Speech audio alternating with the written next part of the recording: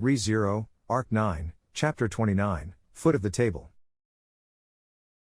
Tempestuous wind and land, collisions of preeminent power, as if being composed was truly a new stanza of legend. A blink after the bout between sword demon and divine dragon, transcending human comprehension, had commenced in that meager of an instant. Heinkel had tumbled off the dragon's back, ousted from the legend. Heinkel, during their descent from above the clouds, the divine dragon had fastened him in place with wind, but as soon as it had begun combat with the sword demon, the dragon had lost that consideration, that leeway, forcing him to fend for himself. And thus, bearing no fruit whatsoever, Heinkel had been promptly cast off stage. Incapable of even clinging to that back, he fell to the ground, and pitied himself as being a wretched, pathetic disgrace. Even that excessive self-punishment was not permitted to Heinkel at the current moment. Heinkel, the battle that had commenced at the Bariel Villa had already greatly expanded its stage to encompass the noble district, and the extraordinary combat between man and dragon unfolded alongside a fantastical sight, as if it were a daydream. From that, Heinkel had been unable to remove his eyes. Heinkel, in his heart, he wished to look away. Not only did he want to avert his gaze, he wished to turn his back and run away. If that would not come to fruition, then he wanted to hold his head, cower, plug his ears, and reject everything. But he could not. He could not do that. As Wilhelm van Astria swung his sword, how could Heinkel Astria attempt to avert his gaze? Heinkel, as the aged body of the sword demon flourished with vigorous motion, he challenged the divine dragon that towered over him with a build several tens of times his size. Evading the borderline of death many times, he delivered innumerable sword strikes that seemed to chip away at the dragon's scales. Encroach, leap, brandish, parry, posture maintenance, bodyweight transfer, vision guidance, applied technique, utilization of obstacles, the ultimate swordsman who made use of everything to elevate his swordsmanship beyond any shadow of a doubt. Wilhelm, wielding his swords against the dragon, was the strongest swordsman Heinkel knew. For not even an instant could he take his eyes off that sword demon's exquisite performance, catching his breath, forgetting to blink, to the point that even the beating of his heart felt as if it were a hindrance. He was enchanted by the numerous sword flashes. 'Twas nothing so elegant or polished as the likes of a sword dance.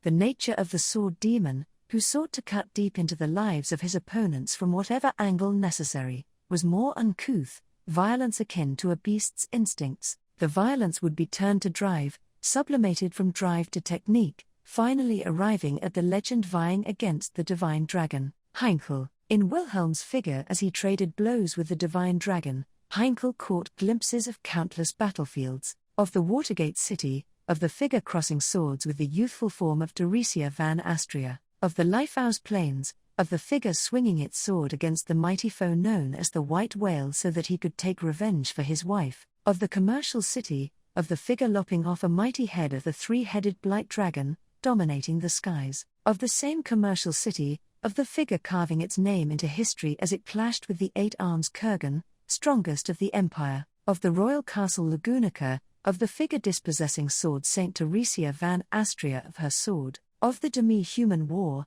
of the bloodstained figure sentencing numerous enemies to fodder for its blade, who would go on to be called the sword demon, of countless other battlefields, of the figure that had come to bring about victory through its sword as the greatest sword wielder. Heinkel perceived all in Wilhelm's current figure, and concurrently, he understood. As things were proceeding, the divine dragon would be defeated. Heinkel, it's no good. Ringing those words out, Heinkel, who had fallen to his knees, stood up. As he used his hand to ascertain the presence of the sword carried at his waist, Heinkel was provoked by that conviction. The divine dragon would lose.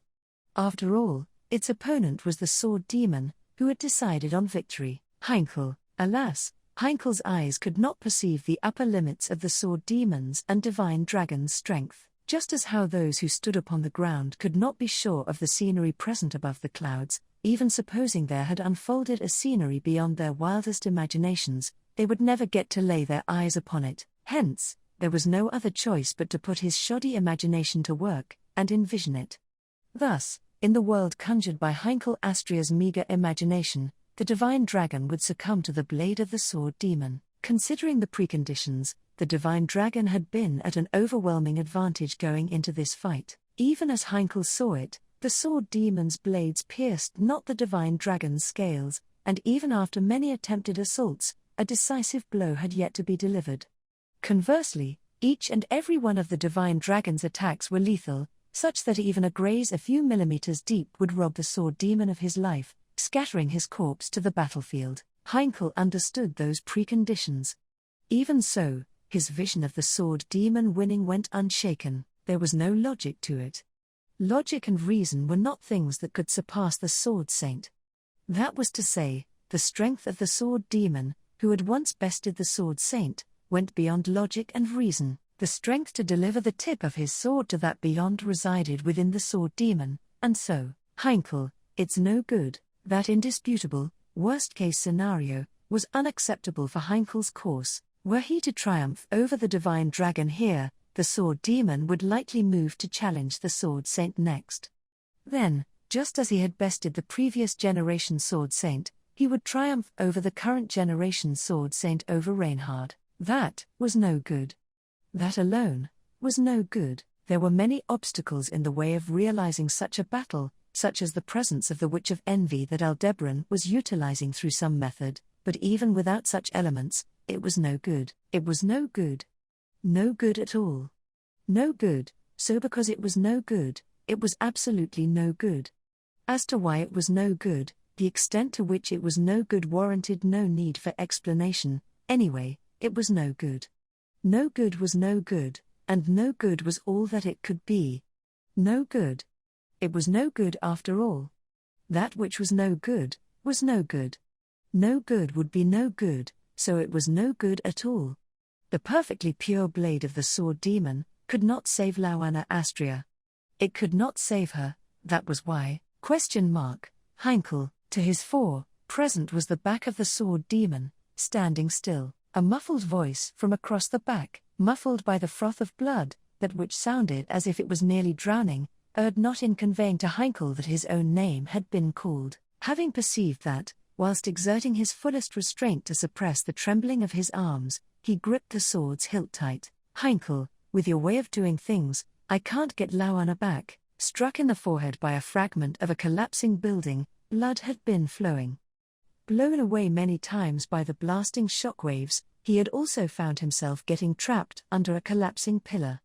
With half his body also scorched by the aftermath of the dragon's breath that had been sliced apart by a sword's flash, he forced himself through the agony of burning blood, bone, and flesh, still continuing to walk, his body soiled to the utmost extent by dust clouds and shed blood. He walked, and walked, and walked. Heinkel stood behind Wilhelm. Standing there, with Astria drawn, he skewered his biological father from behind. Wilhelm, through the piercing sword, he felt Wilhelm attempting to turn around. In order to forestall that movement, he poured strength into his grip, the flaring of the deep wound thwarting all thought of turning around. At that moment, he could not glimpse Wilhelm's face. Were he to see his own self reflected in those eyes, the Heinkels of both past and present would be rendered incapable of speech. That was why he would not let him turn around. No matter what, he could not afford to let him turn around, to let him say it. If the sword demon was permitted such, being allowed to say that he would carry it out, he would end up prying it open with his sword. In that opened-up future, perhaps all the dark clouds would be cleared away, and a patch of the long clouded blue sky would be glimpsed. But Lauana's figure would not be present there. Through the blade of the sword demon, Lauana could not be awakened, and, if she was not present, then Heinkel and one other would be beyond salvation. Heinkel, I'm not you. I'm not you, Dad. I'm me. This is something I have to do, no matter what. That which had been wrung out, he wished to curse the fact that it had been a feeble voice tinged with sobs. Grit your teeth, good for nothing. Put strength in your voice, coward. Do you really have time to hang your head, craven? Even with these hands, this sword, stained with father's blood, you can't even stifle the roots of your teeth quivering, the sensation of heat in your eyes, the feeling of all your insides crawling like worms, making you want to just spill everything out, you parasite. Bragging about how you've settled your resolve. Since when have you ever been able to fool your wavering self? you pantwetter, Wilhelm, you utter moron. With unceasing curses, Heinkel negatively spurred himself onward. To Heinkel's ears was delivered a reprimand not of his own, yet one that could only have been in agreement with him. The voice had not been drowning in blood, and after his cheeks tensed at that fact, Heinkel gazed in amazement. To his fore, he locked eyes with Wilhelm, whom he had been attempting to prevent from turning around. Heinkel, looking at his hands, the sword was in the same position. Nevertheless, the reason Wilhelm had been able to turn around was because he had twisted his body, forcibly removing himself from the sword piercing his torso. Naturally, blood would flow once a sword was removed from a wound. And if it had been forced out, the wound would have expanded. But the sword demon had removed the blade himself. After all, had he not done so, he would have been unable to turn around. Wilhelm, Heinkel, leaving Heinkel speechless with that outrageous deed, Wilhelm called to him again. His throat clogging up, Wilhelm gulped down the rising blood, ensuring his voice would be unclouded.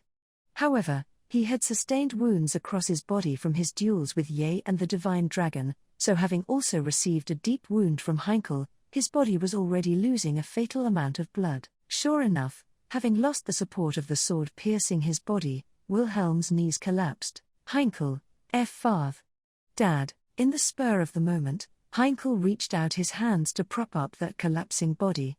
But, to the contrary, Heinkel's outstretched hand was grasped, unexpectedly pulling him close. As Heinkel's cheeks stiffened at the physical strength unthinkable for one who had lost so much blood, on the verge of death, Wilhelm regarded him with eyes from which strength would by no means fade. Wilhelm, enough, wake up, Heinkel. At those words, a dusky heat was lit within the cowering Heinkel's heart. Was he really going to lecture him to stop dreaming?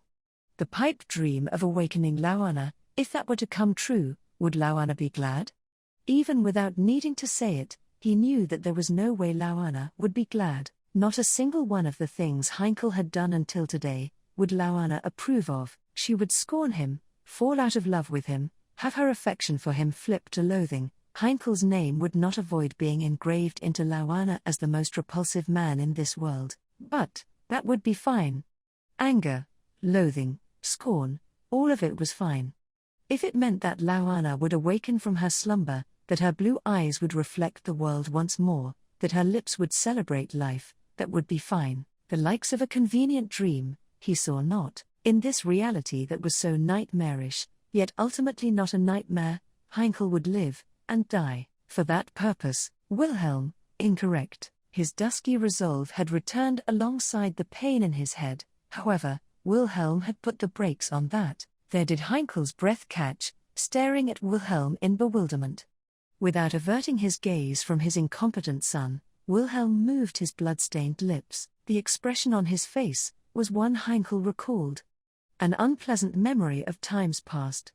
The sorrowful expression Wilhelm had worn when delivering the news that Teresia, that his mother, had not returned from the battle against the White Whale. Wilhelm, wake up, Heinkel. You, with the face that, as far as Heinkel knew, the sword demon Wilhelm had only worn the time he had displayed his utmost weakness. Wilhelm, you. No matter whose hatred you incur, Reinhard will never abandon the seat of Sword Saint. HK, just as it had been back then, the words uttered had wounded Heinkel's heart to the utmost.